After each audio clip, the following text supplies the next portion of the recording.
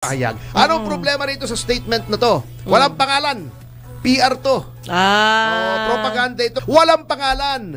Bakit? Bogus to eh. Propaganda to eh. Tigil-tigilan nyo nga kami. Ginagago nyo kami. Walang ganyanan.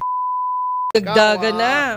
Tacloban, si Ronon Ricaport, Camposanto. Salamat daw sa yung pagsisiwalat ng mga anomalya sa ating gobyerno. Hindi pa naman po anomalya. May question lang baka tayo. lang. Si Black Hawk nandito. Sa Macau naman, nakikinig si Calibjo Joey Castro. THTH, good morning. Rene Esquilio, gising na naman daw siya. Yan. Kenneth Decker, Tennessee. Yes. Melvin Escario, pa-shoutout lagi ako nag-aabang sa programa ninyo. Si Melvin Salamat Escario. po. 1, 2, 3. Melvin Escario! Pasita Bautista, konnichiwa. Konnichiwa. Opo, Japan yan, Japan. Papa Jer TV, Topaksyo daw. Oo, edi Topaksyo. Para namang may saysay yung iyong komento. Okay, Butters. Iba ka talaga, idol. Yun. Romeo Gonzalez. Opo, sabi pa ni Romy, siya yung pinakulong ni Luistro. Correct. Natutuwa ako Di ba prosecutor si Luistro? Opo. Prosecutor si De Lima. Opo. Makikita ko na sila magkatabing na magkabuka. Wala naman akong sinasabi. Sabi ko lang magkamuka masama ba? Pareho silang maganda, magkamuka sila. Pareho lang ang kaisipan nila. Wala yatang Jonel si Luistro, kaya lamang si De Lima. Kaya lang, tinago niya yung asawa niya nung may warrant, di ba? Inaamin naman niya. Di ba inaamin ni Luistro?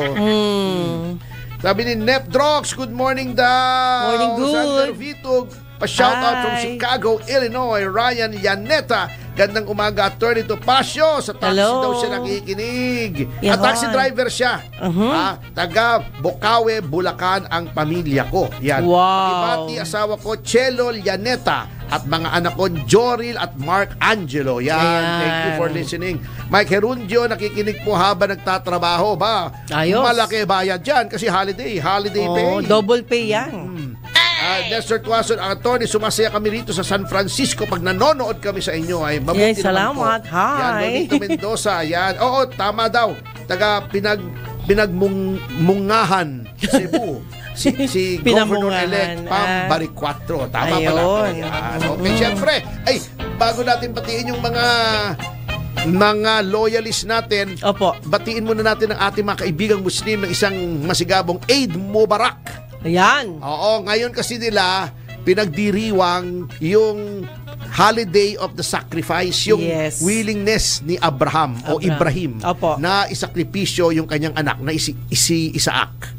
Ang tawag doon Eid Mubarak.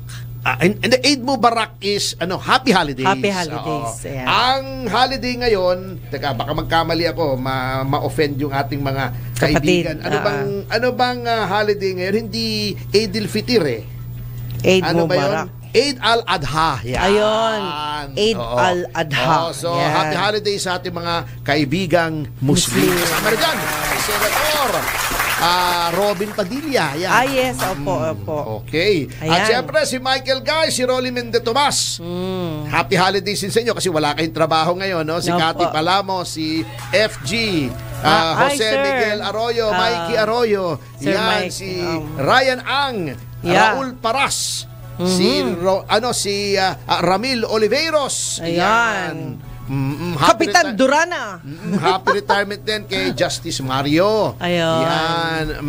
At si William Gatchalian, si Alex Cruz, Willie King, Andrew Tan, Luwian Nats Gamboa. Yan, mga palaging nanonood sa atin. Thank you all for very listening much. in. Ito pa ngayong tapos na tayo sa ating natatawa na naman ako dito sa mga PR ng mga pro-impeachment. Very clumsy. Ito mo, naglabas sila ng press release. Pero press release na BS. Alam mo yung BS, di ba? Bullshit! Censored Bullshit!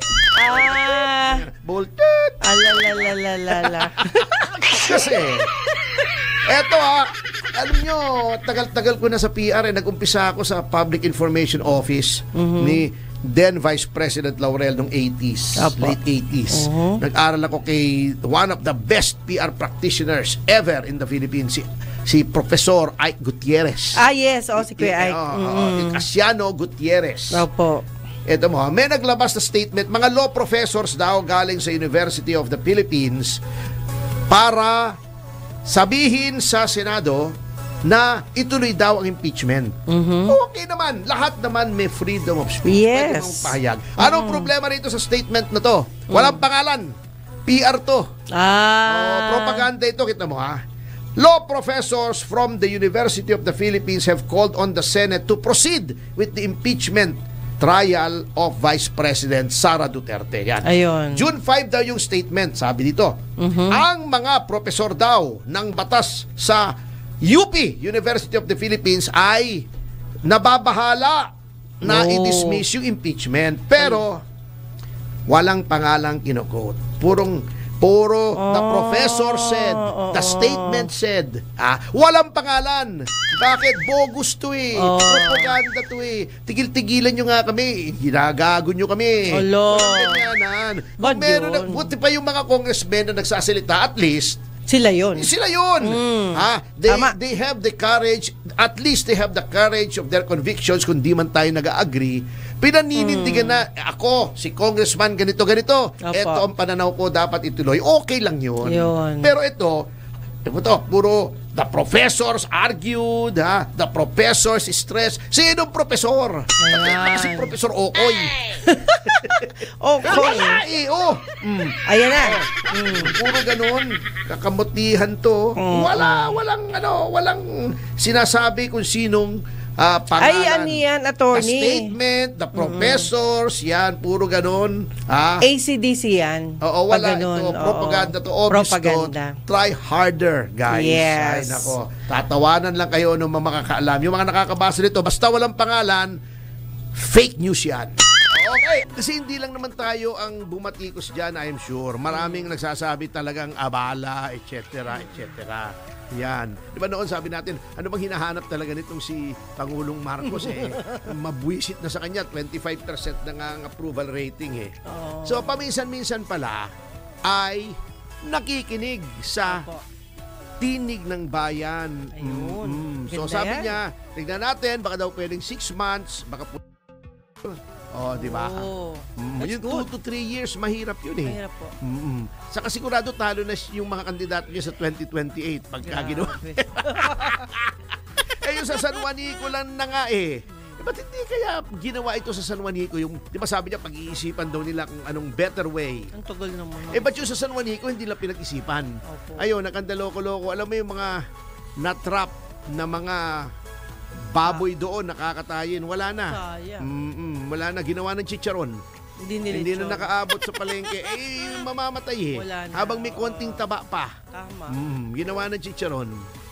Dapat pala, pag ganyan, may alternative route tayo, no? Yung iba, para kumita yung mga mambababoy, yung mga hog racer, nagsagawaan na lang sila ron ng karera ng mga baboy. May karera pa ba ako? Dapat takbo, may kung sinong mananalo, di may premyo, bako tataya yung mga tao. Hilahin mo yung buntot. Pwede rin, sige. Pero hindi, stressful na talaga ang Pangulo, kaya tulungan na lang natin. Hindi, tama naman yung ginawa niya. Sabi nga ng tatay ko, yung sirang relo, twice a day tama yan Kaya minsan tumatama si Pangulong Marcos. So, di ba, pag sira ang relo mo, halimbawa na stuck sa alauna, twice a day tama siya. Kasi twice a day, alauna Alauna ng madaling araw. Alauna ng tanghali. May tama ka dyan. Di ba? Even a broken clock is right twice a day. So, kahit ganon si Pangulong Marcos, ay paminsan-minsan nakakatama. May tama siya. Paminsan-minsan.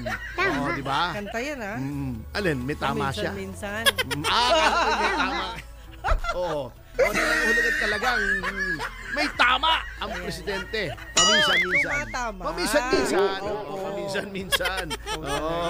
Anyway, pero Tony, bigyan na natin sila ng pasasalamat. Nagpapasalamat. Ano bang ginagawa ko? Opo, yan. Oo. Pasalamat tayo na Hindi na tuloy. ayaw niya ng rehab. Ay, Ng EDSA! Ng EDSA! Oo. Natatandaan ko yung kanta.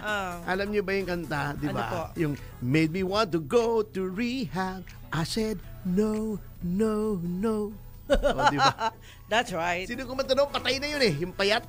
Nakakalimutan ko sino. Sino ba yun? Winner. Oh. Yung payat. Ayan. Anyway, iwanan na natin yung rehab na yan. At dumako naman tayo rito sa Kwan. Ito pala, na pag-usapan ito dahil nga doon sa mga mass resignations ni Pangulong Marcos, ang dami palang mga appointees ng Pangulo.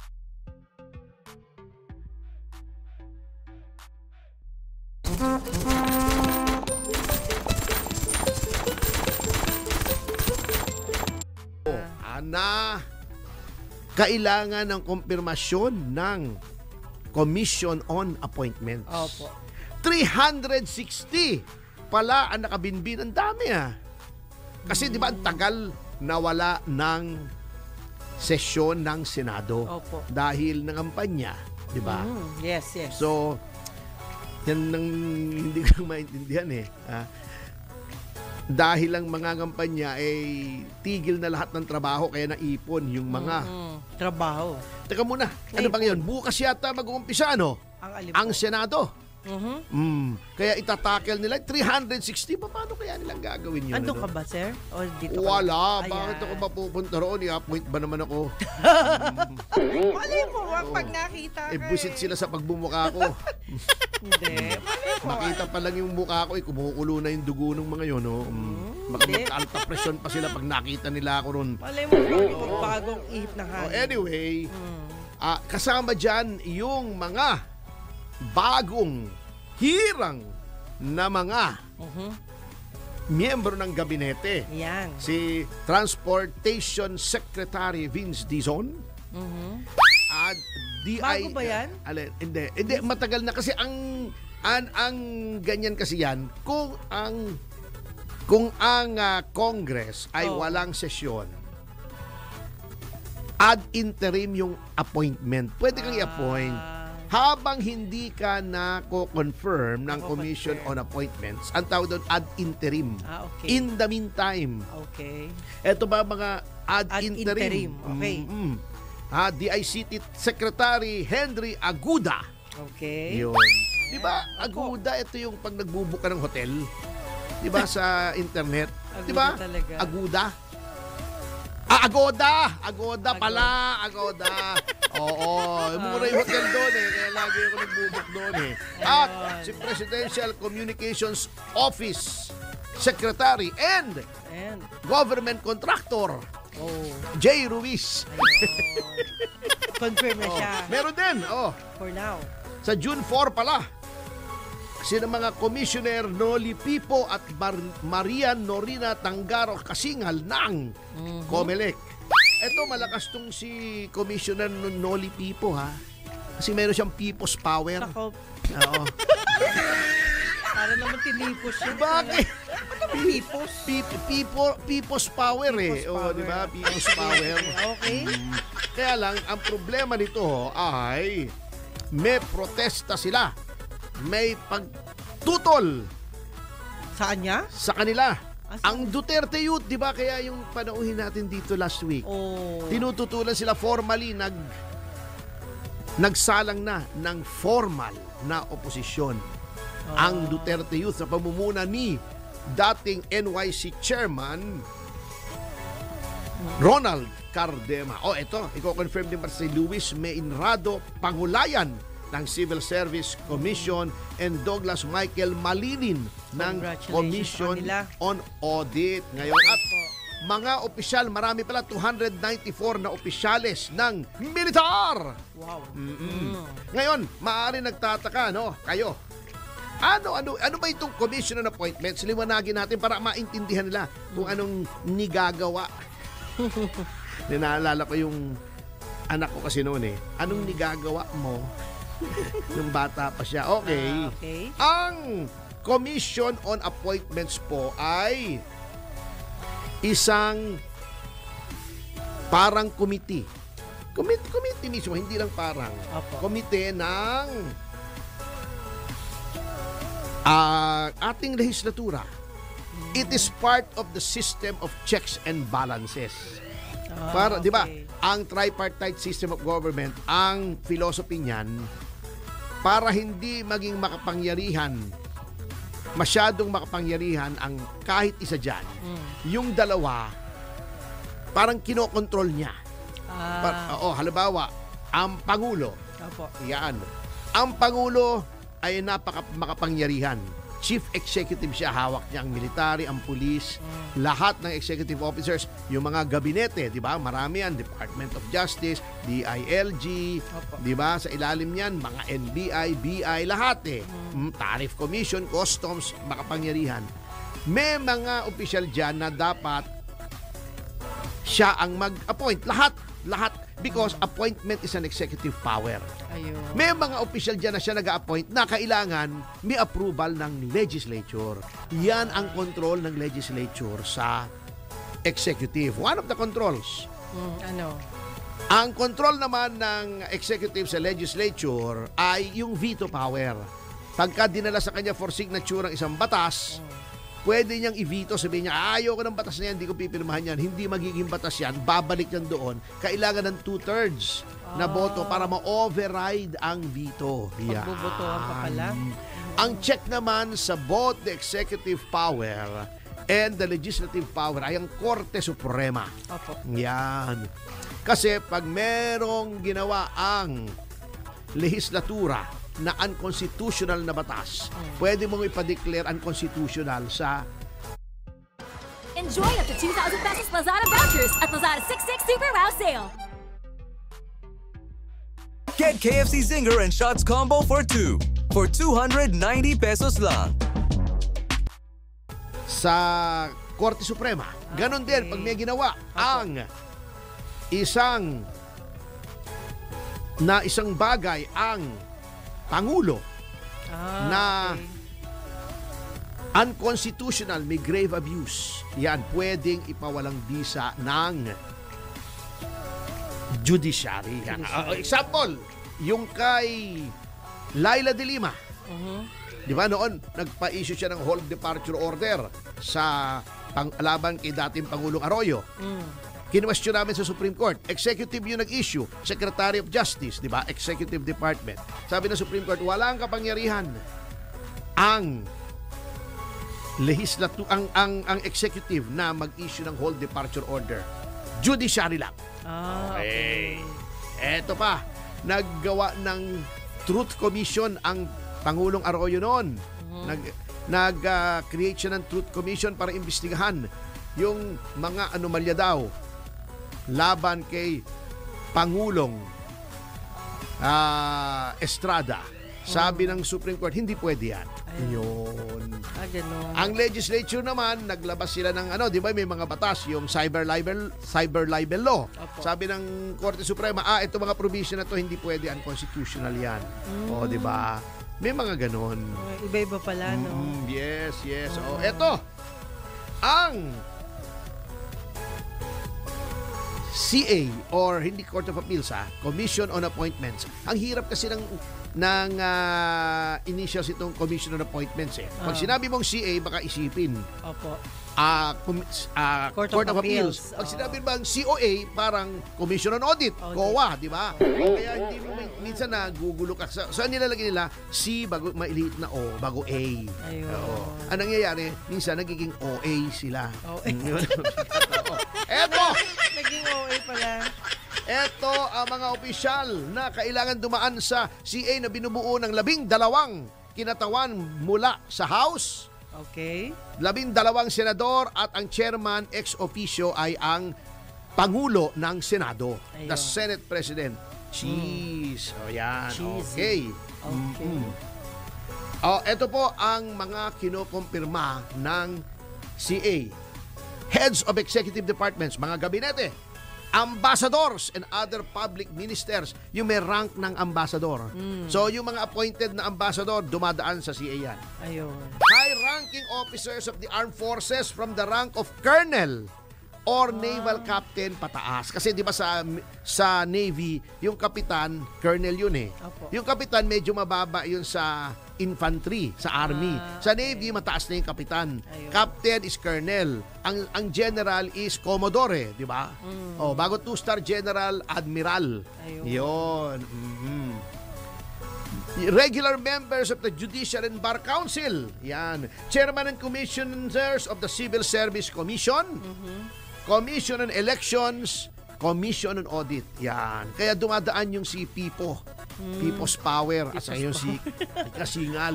Yan ang mga dumadaan sa Commission on Appointments. Yan. So, hindi ka pwedeng i-appoint ng walang basbas ng Commission on Appointments. Kaya makapangyarihan yung Commission on Appointments.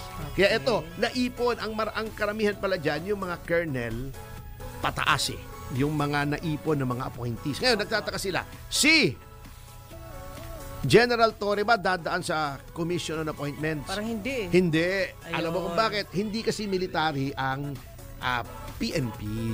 Oh? Nakalagay sa konstitusyon, there shall be a Philippine National Police. There shall be a national police which is civilian in character and national in scope. Yun ang nakalagay sa konstitusyon. yun pala Civilian. Hindi military. Hindi military. May tanong yung aking kaibigan, di ba sabi niyo ang pulis civilian? Ba't naka-uniforme sila, hindi naka-civilian? Yun. Sabi ko, luko-luko ka. Sinampal ko nga eh. Pinampal mo. Pinuso mo eh! Kaya, Porkit civilian, hindi na mag-uniforme. bad yun, lagot pa. Bakit yung mga nasa opisina sa bangko naka-uniforme, civilian? Loko eh. Hindi nasampal ko. Pero ang ginamit ko lang naman dulo ng daliri ko yung sampal. Kaya, saka tinuso ko yung ilong. Ayun. Magtanda na Ayun na. tanong ng mga ganong question na pilosopo. Anyway! Ayan na. Sa notang Ayun yan na. mga kasama ay magbabalik ang Yes, Yo, Topacio. Para naman kumain sa team for Mel sa amin sa basta.